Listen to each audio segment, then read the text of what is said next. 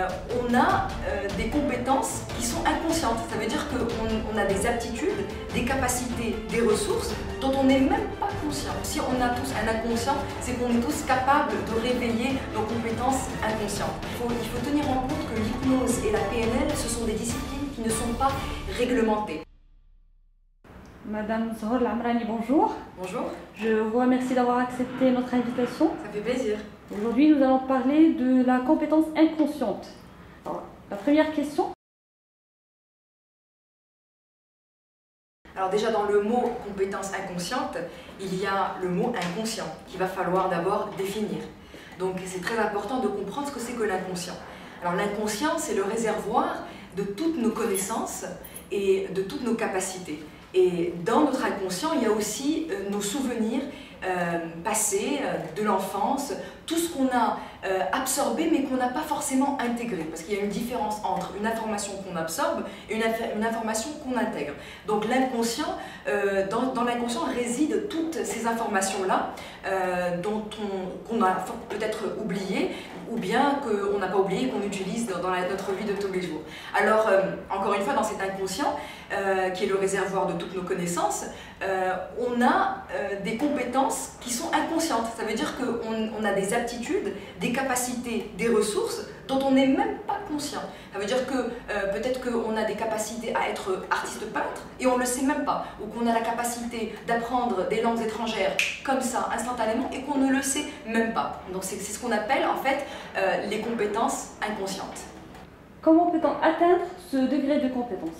Alors ce degré de compétence ou d'apprentissage, déjà puisque c'est un apprentissage qui est inconscient, il faut avoir accès à notre inconscient.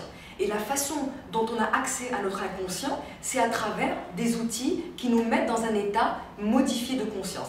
Un état modifié de conscience, c'est aussi un état d'hypnose ou un état de transe ou encore un autre synonyme, c'est un état de relaxation.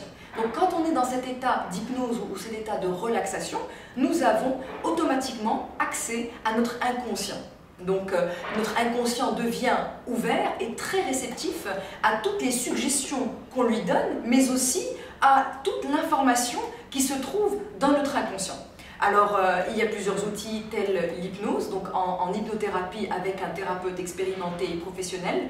On peut donc atteindre cet état modifié de conscience pour aller réveiller nos compétences inconscientes, mais aussi à travers des outils de PNL, lorsqu'on est avec un bon praticien en programmation neurolinguistique, qui lui aussi pourra nous mettre dans cet état modifié de conscience pour aller atteindre nos compétences inconscientes, etc. Donc l'apprentissage est à 100% possible lorsqu'on est dans cet état d'ouverture d'inconscient. La formation en PNL était suffisante pour acquérir cette compétence? Alors, il n'y a pas que la PNL ou une formation en PNL pour acquérir cette compétence. Donc déjà, cette compétence est innée en nous. Donc si on a tous un inconscient, c'est qu'on est tous capables de réveiller nos compétences inconscientes. Alors oui, la formation en PNL peut nous aider, aussi une formation en hypnose peut nous aider, ça c'est certain.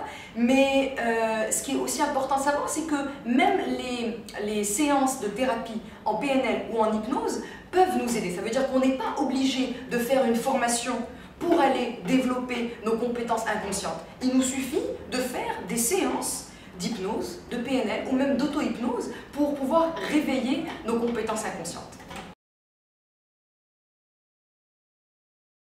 Alors le petit conseil que j'ai à vous donner, c'est qu'il faut tenir en compte que l'hypnose et la PNL, ce sont des disciplines qui ne sont pas réglementées. Ça veut dire quoi? Ça veut dire qu'elles ne sont pas encore reconnues au Maroc, et même en France, c'est le même cas aussi, excepté aux États-Unis et au Canada. Aujourd'hui, par exemple au Québec, au Canada, l'hypnose est reconnue par l'Ordre des psychologues du Québec, et aux États-Unis aussi. Donc au Maroc, il faut faire très attention parce que les formations et les praticiens, il y en a beaucoup, ils sont très très nombreux et il faut juste s'assurer. C'est-à-dire que c'est très important de voir quelle formation ces personnes ont eu, quel diplôme ils ont eu et quelle formation, quelle école ils ont suivi. Donc c'est très important, donc c'est vraiment le seul conseil que je pourrais vous donner. Peut-être un autre deuxième petit conseil, c'est si ça vous intéresse de faire de l'hypnose ou de la PNL pour éventuellement exploiter vos compétences inconscientes, allez-y avec l'esprit ouvert.